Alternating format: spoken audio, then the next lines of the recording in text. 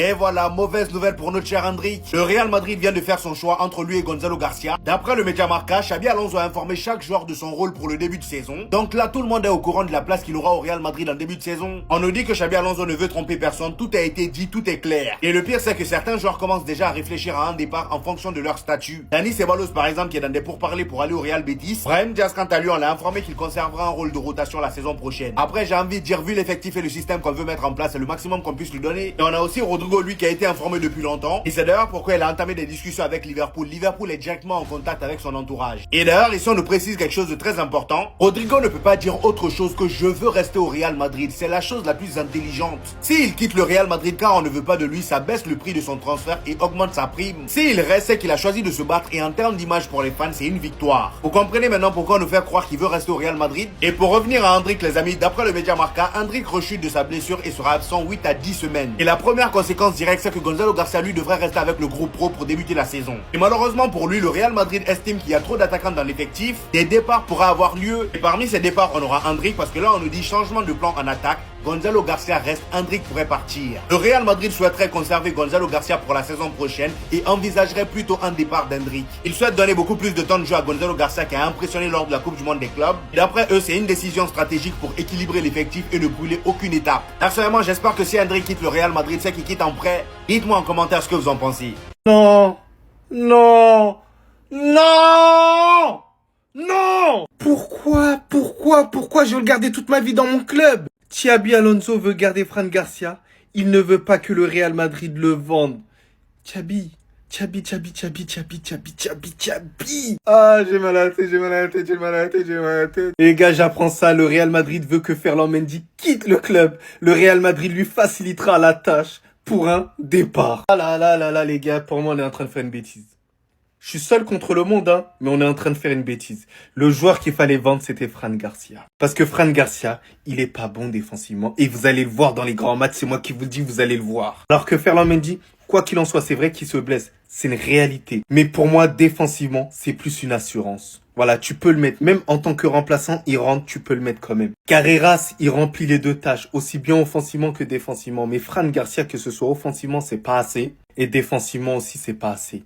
Donc je ne sais pas pourquoi vous militez autant pour le départ de Ferland Mendy que celui de Fran Garcia. Moi, c'est un truc que j'arriverai jamais à comprendre. Peut-être que je serai seul contre le monde jusqu'à la fin. Mais au final, vous allez me donner raison. Voilà, j'attends juste la saison et vous allez le voir. Mais sinon, en vrai, ça à toi. Moi, en tout cas, on bien, alhamdoulilah.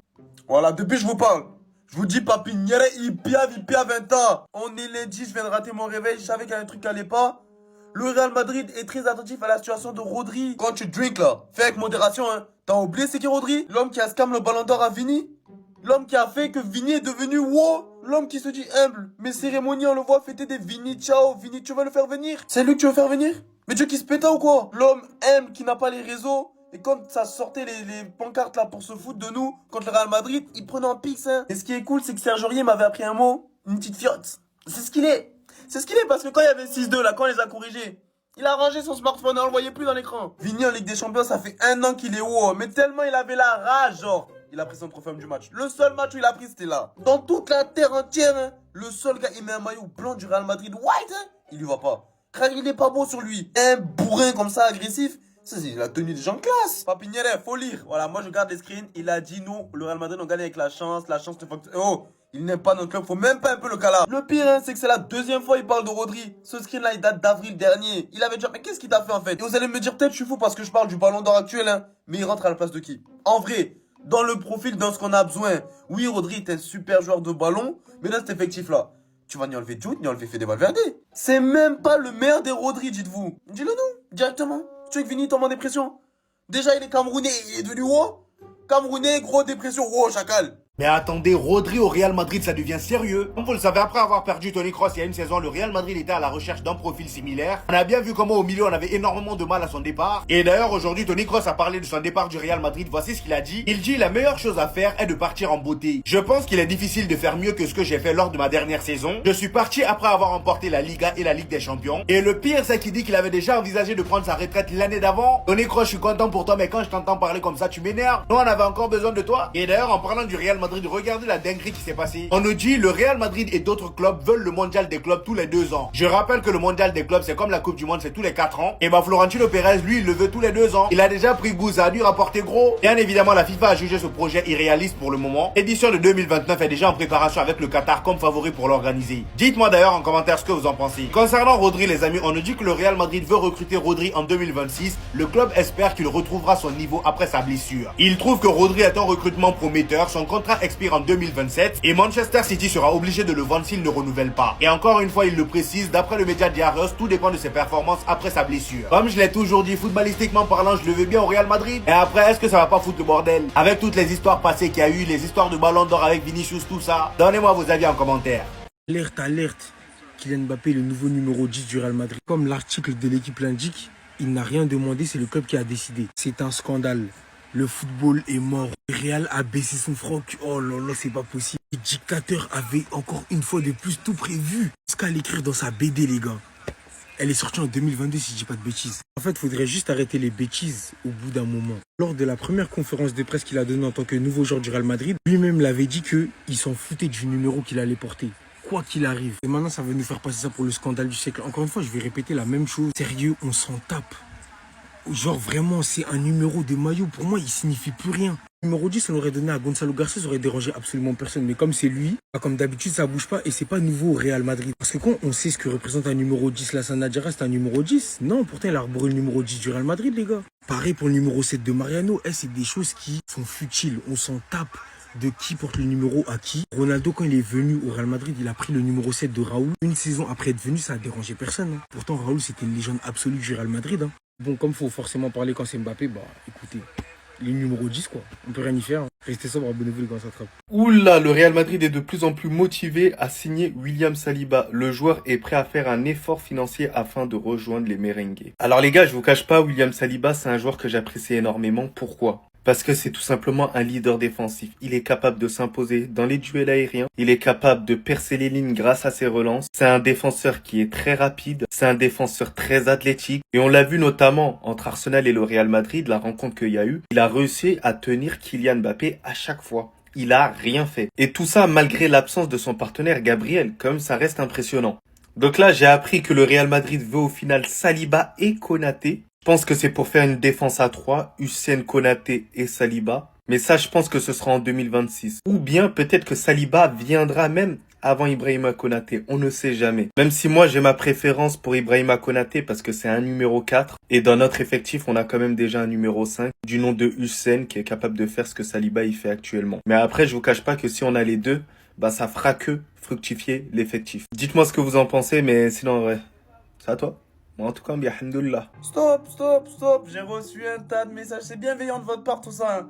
La source est Marca, donc on n'y croit pas. En Big 2025, c'est plus possible de croire ce genre de source. L'avenir d'Eduardo Camavinga au Real Madrid est en doute. Son poste préférentiel est occupé par Aurélien Tchouaméni. Depuis quand ce mec-là, c'est un milieu? Sous Xabi Alonso, c'est le 3e défenseur central. Vous le savez, non? Apprécie beaucoup l'intelligence tactique de Tchouaméni. Il lui parle pour changer de tac. Oh, les gars, on est Tchouaméni dépendant ou quoi? Même pour ce qui suit, hein, c'est faux. Valverde et Güler lui sont préférés pour le moment. Mais Arda Güler et Eduardo Camavinga, ils sont le même poste. Ça fait des mois il a pas joué au football et vous nous dites qu'il est préféré à... Il est blessé. Marca, tenez, je vais vous donner une vraie information. Lisez une vraie source de confiance. Eduardo Camavinga va devenir un joueur clé pour le Real Madrid. Capacité à casser des lignes, jeu haute intensité. Là, on parle football. S'il vous plaît, arrêtez d'être ingrat ou arrêtez de culture de l'instant. Je sais pas, arrêtez de dire n'importe quoi sur mon bouc. Avant d'être blessé, là, il était bon, hein. Parce que, ok, on s'est fait éliminer, là, plus rien aller.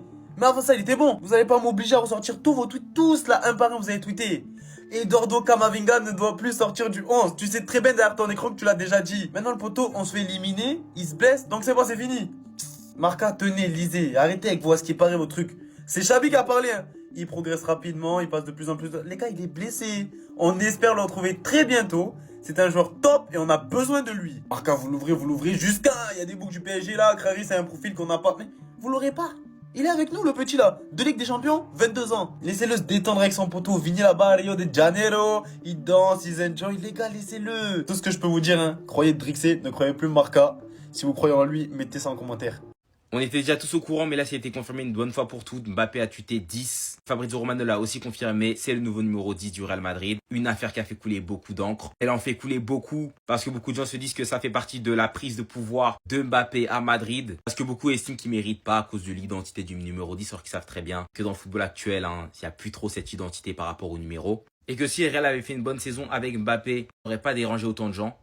Du coup, c'est pas une affaire d'identité numéro. D'ailleurs, j'ai vu ce tweet qui disait que le Real Madrid a viré Rodrigo, le soldat qui s'est toujours battu, veut virer Vinicius, le visage du club, la superstar, virer Modric pour donner le numéro 10 à Mbappé. Non, ils ont pas viré Modric pour donner le numéro 10 à Mbappé. Ça, c'est faux. Il était sur la fin déjà, Modric. Donner les pénaltys. Bah, en vrai, c'est peut-être le meilleur tireur de pénalty du Real, ça c'est pas un problème. Donner les coups francs, j'avoue que donner les coups francs, à premier abord, c'est vrai que ça paraît bizarre parce qu'en vrai, c'est pas un tireur à la base. Mais il s'est amélioré dans l'exercice. En vrai, il en a marqué en plus pendant la saison. Ça pose pas de problème en vrai. Surtout que les meilleurs tireurs, c'est lui, Rodrigo et Güler. Du moment qu'il est efficace dans l'exercice, c'est pas un problème. Donner le plus gros salaire, c'est normal. C'est le joueur qui a le plus gros statut au Real. Et lancer une propagande anti-Vinicius. Pour ça, j'ai l'impression que c'est plus Vinicius qui est en train de faire des caprices dernièrement avec les histoires de salaire, etc. En tout cas, j'ai hâte de voir ce que ça va donner la saison prochaine parce que je pense pas que Madrid, ce sera pire que ce qu'on a vu cette saison. Ça peut plus ou moins que aller de l'avant ou bien stagner, mais je pense que ça ira de l'avant. Même s'il faut pas s'attendre à ce que le Real Madrid récupère la lune parce que ce sera une saison d'adaptation pour Xabi Alonso qui mettra son système bien en place. Qui va essayer.